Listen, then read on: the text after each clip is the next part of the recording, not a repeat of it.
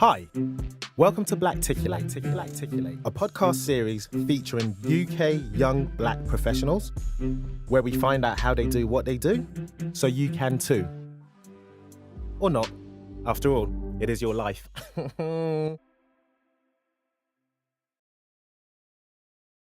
What up? Hey guys, once again, welcome to another episode of Blacticulate. And like I always say, in front of me I have the most amazing millennials, UK, African, Afro-Caribbean diasporans, just doing and affecting positive change in their lives and those around them. And once again, no different. Today we have possibly one of the most interesting gentlemen I've had the pleasure of knowing and meeting.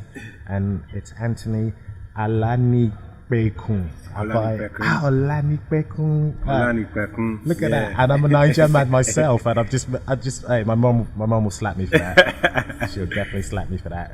I want to just quickly give you a brief bio of who he is. He's a poet and goes by the name Tony Supreme. And he also helps a lot of youth organizations with not just poetry, but trying to just get the disenfranchised black youths off the streets. It's a slow progress. Yeah. Definitely needs help with it, but we're definitely getting there, and that's why I want to really bring him on Blacticulate so we can talk more about it, and just hopefully together we can make it happen. Cool, man. So Anthony, let's start with why you do what you do. Let's bring that. So I do a range of things, like you said. Thank you for the intro as well. That was quite humbling. I do a range of things. Starting out, it's poetry. And trying to just inspire people through my poetry, through my words, and bring my experiences to life. I also work with young people in a various number of ways, working with organizations, youth organizations that try to teach like different things, things about gangs, sexual exploitation, all of those kind of topics. Oh wow, okay. And I've always been interested in that from growing up. I've always been like, I want to work with young people.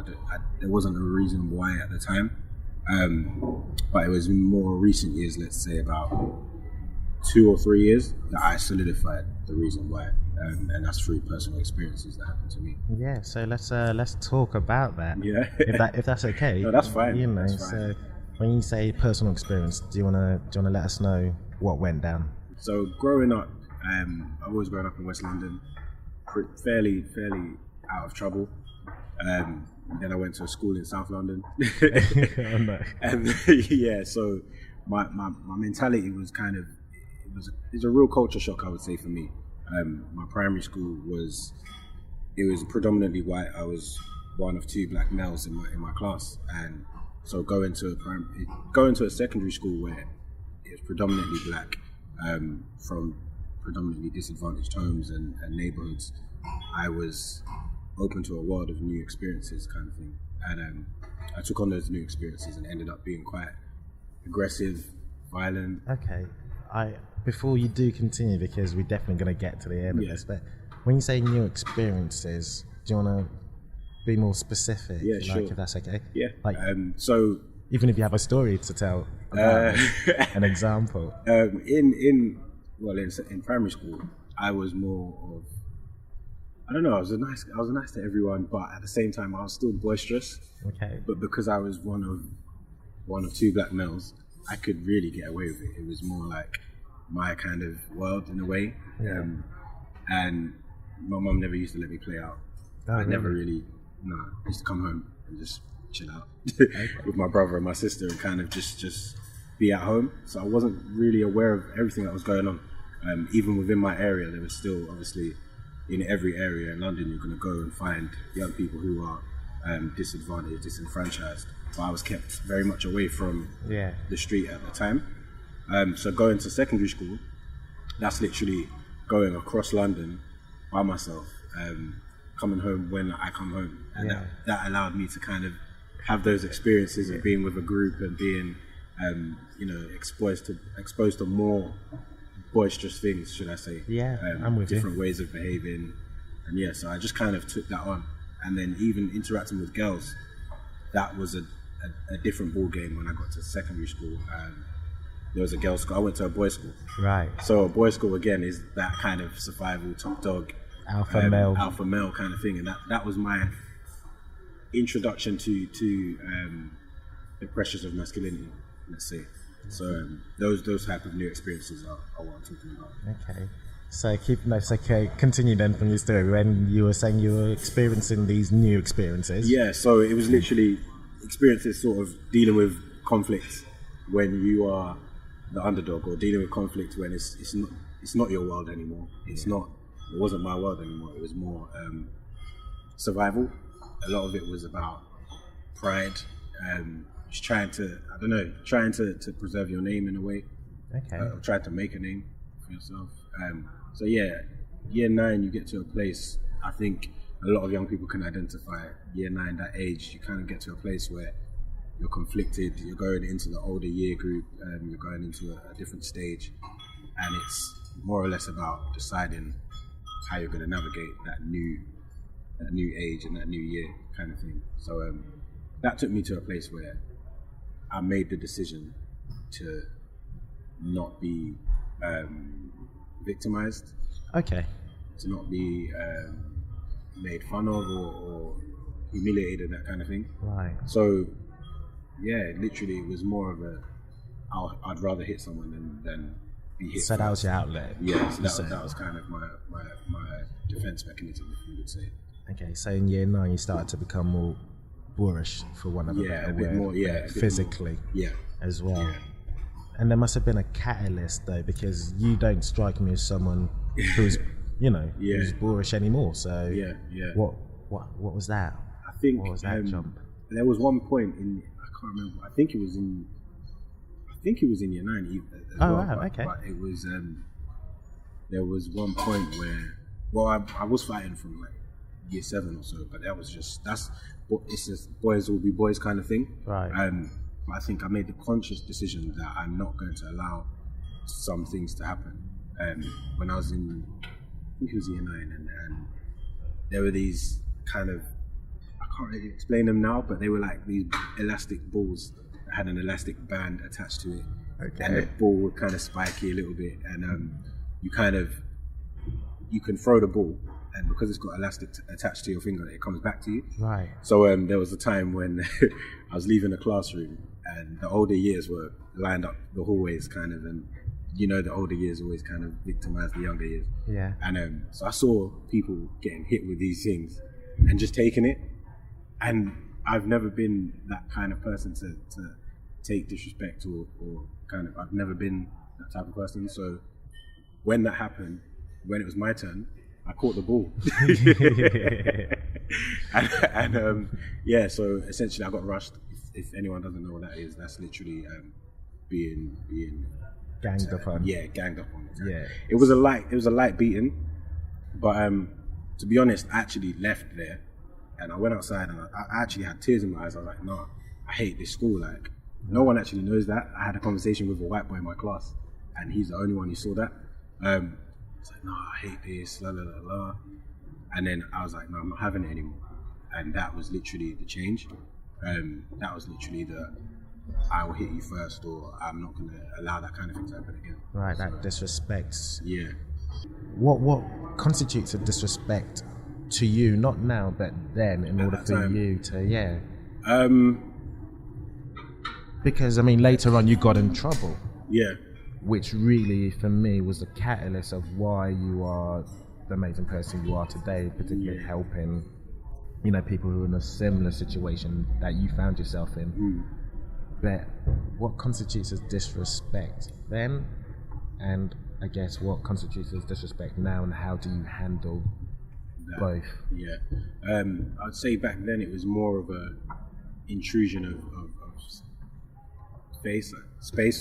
physical space, in terms of being touched or being hit unwarranted,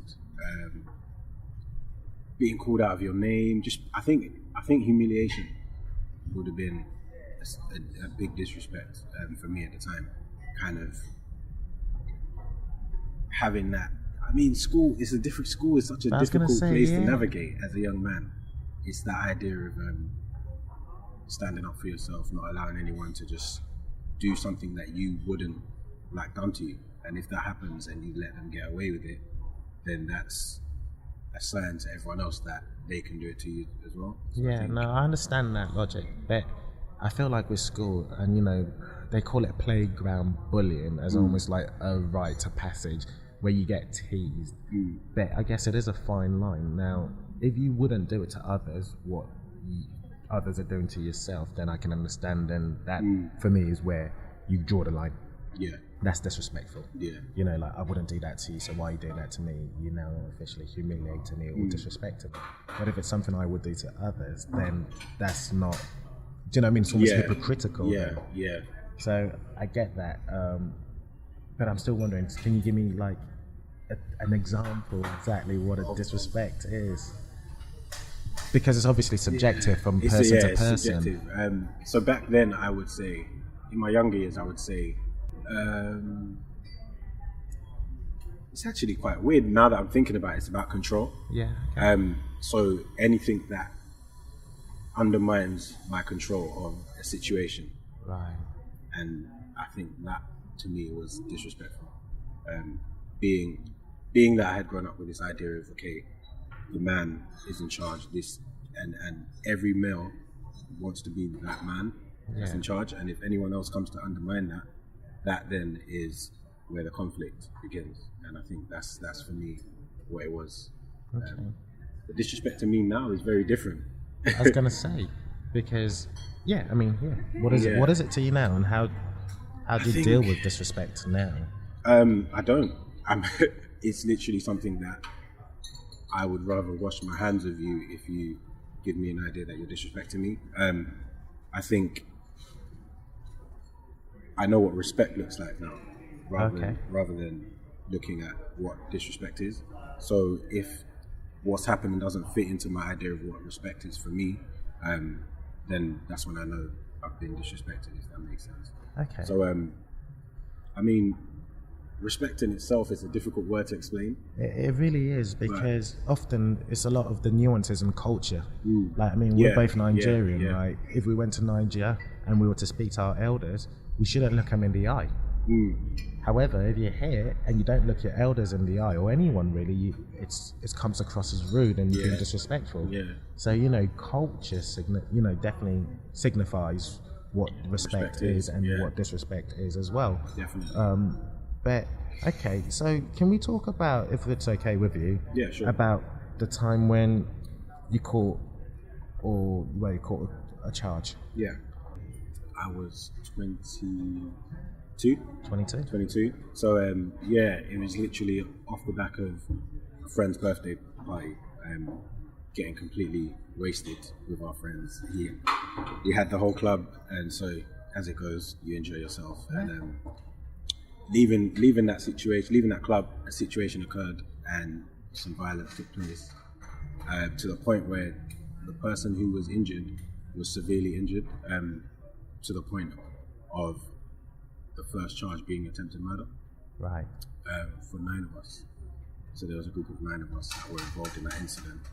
And it was a difficult time because I was going into my final year, right, of university. So I had that to think about. And I was literally dealing with completing my uni degree or facing up to 10 years plus in prison. And that to me was just like, it didn't hit me yet.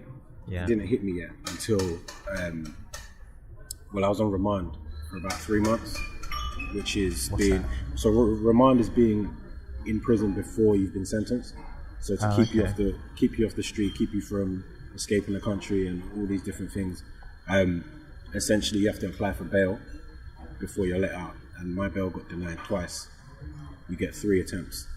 Right. So my bail got denied twice, and it was a tough time for me because some of my co-defendants were getting bail, and I was literally I was in Wandsworth, HMP Wandsworth. I didn't know anyone. Right. It was a new experience completely. So that wasn't the pinnacle of change for me yet. Oh, okay. That was when I kind of reinstated my faith in God. That particular period was when I started to pray more, read the Bible more, and actually see things happening for me. So then when I was granted my bail, it was like... Fair time lucky. Yeah, it was crazy to me, because what had happened was we were told, okay, we're not going to apply for bail. That's what my solicitor said. She said, we're going to wait until they set a court date. And that didn't sit well with me, but I was just like, okay, I prayed a lot. Hey guys, before we return to the episode, I just wanted to say I appreciate you listening. And if you'd like to get involved, then please visit www.blacticulate.com for more information. Now let's get back to the episode. I prayed a lot, and there came a time. Now, to some who might not be religious or spiritual, this might sound far-fetched to them, but at that time I had a dream. Okay. And something in that dream was just like, apply for bail kind of thing. So I opened my Bible on a random page, and it landed on Jeremiah 29, verse 17, 18. Those are the verses I read, and it was basically essentially saying that I will not give you into the hands of those who are afraid. And to me it was like court or the judge. So I told my dad to apply for bail. I called him the next morning, and the next day when I called him, he's like, all right, you're coming home today. And to me that was like, all right, I have a chance in a sense. But eventually the charges were actually lowered. So they were lowered twice. It went from GBH, which I got not guilty for, and I got guilty for violent disorder, right, which is essentially having a fight or a fray or something like that. But the difficulty at the time was that the court tried to try us on joint enterprise. They tried us on joint enterprise, which is basically if you're in a group, regardless of who has done what, the fact that you were there is telling the person or the people who have done something to do it. It's encouraging them by being there. Right. So they tried us, and it was a difficult time trying to prove that we weren't a gang. It was a difficult time trying to prove that not all of us knew each other. We just had the mutual friends within that group, and it just ended up spiraling out of control. So yeah, that was difficult to navigate through. But when I did get sentenced and sent to prison, that's the moment where I said to myself, all right, you have to change now. You have to change. Because it became so much more realer to me now. Yeah. I had a release date. I had a release date, and I knew that there was no getting out until that day. And anything that you do against the status quo, should I say, gets you extra days. So if you have a fight in your court, extra days. If you don't do what you're told, extra days. You know, everything is extra days. So I made a decision that, okay, I'm not going to carry this aggressiveness around with me. I'm just going to try and just process it all in different ways. And that's where kind of my writing really took off. Right. That's. So I was writing secondary school before that anyway. But again, it's that idea of what seems to be cool and what's not. Poetry wasn't cool back in, not even 19, I'm not that old. But the 2000s, poetry wasn't really cool. So I kept that to myself. But it was more 2 to 3 years ago that I kind of decided, all right, this is going to be what I want to do. This is what I want to do, and I'm going to use it to kind of change my life. Yeah.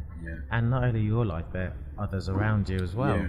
Yeah. So talk to us about that, and then what are you doing? So with the poetry, it was literally writing for myself, and then a friend of mine saw what I was writing and was like, no, this is inspirational. You have to put it out. And can we give a shout out to that friend? Yeah, so it was before that stuff happened. It was while I was in uni. Karima, my good friend Karima, she was reading my poetry, and she was like, yeah man, you've got to do it, set up a blog. And so I set up a blog in 2010. And yeah, I even thanked her last week actually, because a few things have happened from that. So yeah, essentially seeing the response of the blog. Every time I uploaded something, I'd get comments, or someone would call me and say, yo, Like, I really like what you've done. And what I find is that people are still coming to terms with themselves and what they consider cool. So some people might not publicly tell me that, yeah, I love your poetry, but privately they celebrate. So yeah, that essentially kind of showed me that I had reach and that my words can actually touch people and inspire people. So I've been using that in my performance to write a bit more about like social issues, things that people are actually going through, so they can identify with some of my experiences as well. Yeah. So what's the next stage now? Well, at the moment, I've kind of diverged into motivational speaking as well. So marrying the two, poetry and motivational speaking. I have a mailing list in which I send out a motivational post every Monday and Wednesday.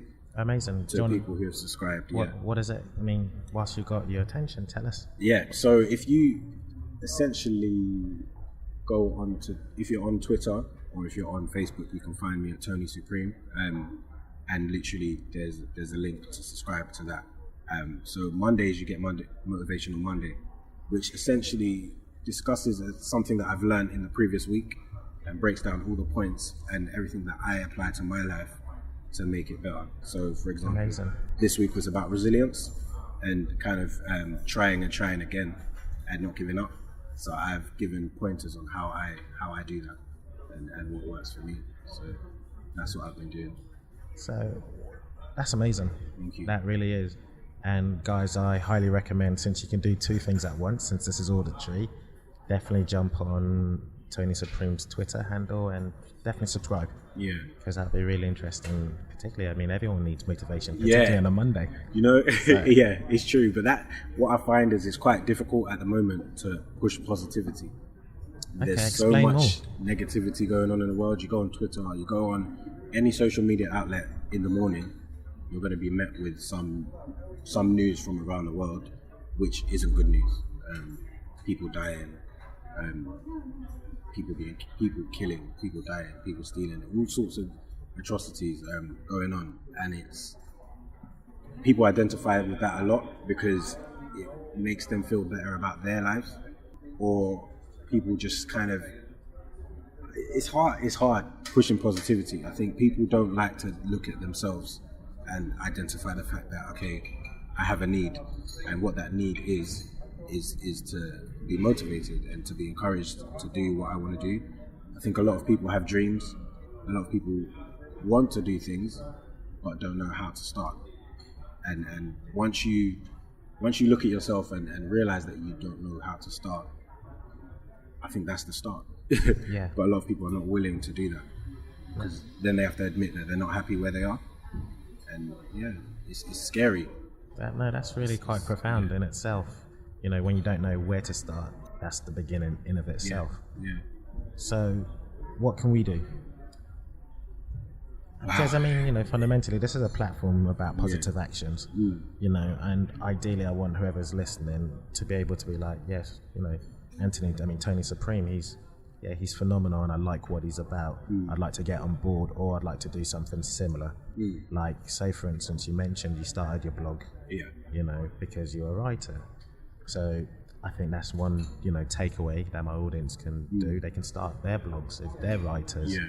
You know, how you started getting traction. I mean, how did you promote? What was your process? I think one thing for me that has really been quite profound is just starting. So having an idea, and regardless of the resources or what's not available to you, literally just doing it. So with my midweek motivation, it's up on YouTube, so you can type in Tony Supreme midweek motivation and you can find it. And essentially, I don't have a cameraman. I have a friend, Edward, who films for me when he's available, but when he's not, I use my iPad. And it's things like that have really pushed me to just keep on trying. So regardless of what is not available to you, regardless of what everyone else is doing, if you have a message that you need to push forward, it doesn't matter how it's being done. A lot of people kind of limit themselves and procrastinate because they're waiting for quality, they're waiting for someone to give them an opportunity. But my idea is that if you start, whether it's the best of your ability or not, someone will see that you're trying and will come and help you. I think for a lot of people, looking in the mirror is a great place to start. For me, literally, looking into the mirror, I call it mirror talk. So looking into the mirror and just having a conversation, you know, if it's that you're struggling with self-confidence or you're struggling with self-acceptance, literally, what is it that you don't like about yourself? Talk to yourself and change the narrative. So if you're someone who thinks that you can't, look for the evidence that says you can't. And for the most part, you'll find that there is no concrete evidence. Yeah. And that's something that I learned this week, literally. That's amazing. I was talking to someone about a book that I'm writing, which is essentially my life story. And that book has been on hold. It was on hold for a while. And it's something that I really wanted to do, something that I'm doing. And the person said to me, what is it that's stopping you from continuously writing this and getting it done? And I said to her, I don't know if that world is for me. And in saying that world, it's that level of success that can come from it. And I think that's what a lot of people are afraid of, success. Yeah, I've heard that. Yeah. Often the case is we fear it more than we love it. Yeah. I think it's because of so much change can come with it. If you believe in your product and what you're doing and the impact that it can make, it's scary, the level of change. Your whole life can change by doing what you want to do. Your whole life can change by actually bringing your dream to life, literally. So it's that idea of people are afraid of change. But it was speaking to the woman, she said to me, is there evidence that world is not for you? I couldn't, there's no evidence that I can't do what I want to do. And so it's like, okay, so you're being silly. Yeah. And once you identify that there's no evidence that you can't, then the next step is to look for evidence that you can. Who has done what you want to do? Who is doing what you want to do? And that again comes to looking at mentors. Right. Whether you know them personally or not, an author could be your mentor. So how do you approach mentors? I mean, do you ask for help? I do. I ask for help a lot. I ask if I, for example, find someone online that I like what they're doing and I feel I can learn from them, I'll message them and say, can we meet up? Or can I call you? Can we talk? Some people are busy. That's fine. Yeah.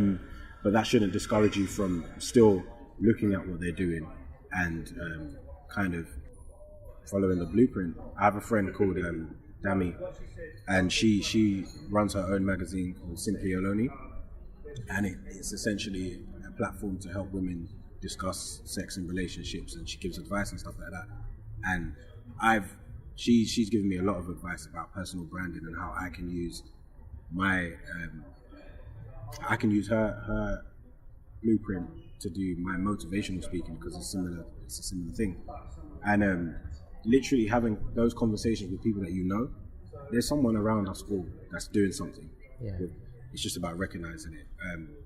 I feel like we place a lot of pressure or responsibility on celebrities who are doing amazing things or doing things.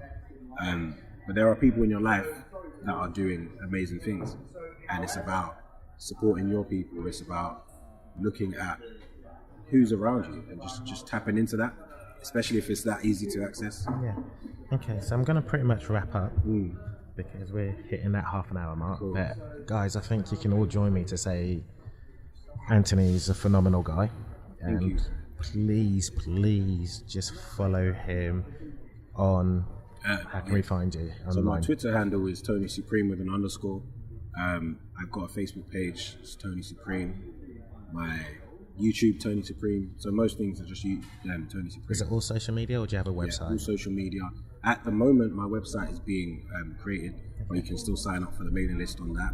I do have a blog, which is tonysupreme.blogspot.co.uk. SoundCloud again, Tony Supreme. So yeah, I'm pretty much on most platforms. That's Tony Supreme. Amazing. So, and also, can I just add that please.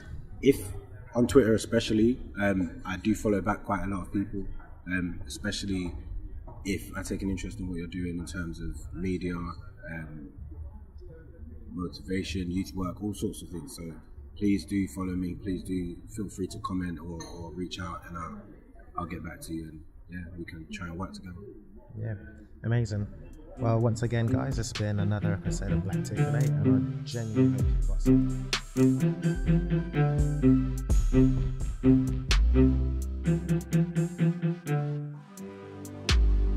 Hey guys, we really appreciate you listening, and if you have any feedback, please leave it in the comment section below. Also, all the info about the guests, the links and the resources we speak about will be in the description below.